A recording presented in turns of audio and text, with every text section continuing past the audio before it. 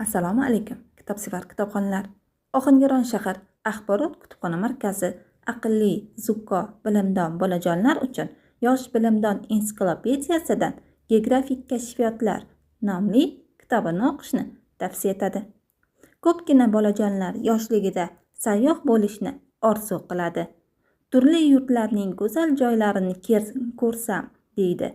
Hatto ona sayyoramizning kashf etilmagan yerlarini izlab topib insoniyatga foyda keltirsam deya xayol qiladigan azamatlar ham talaygina. Bularning barchasi tabiatga bo'lgan sof muhabbat mahsulidir. Ushbu ensiklopediyada jasur sayyoh va dengizchilar, ular tomonidan topilgan yangi yerlar haqida qiziqarli ma'lumotlar jamlangan. Aziz bolajonlar, ushbu kitobni e'tibor bilan o'qisangiz, u sizni jasur sayyoh, tabiatshunos olim bo'lishingizga yordam beradi.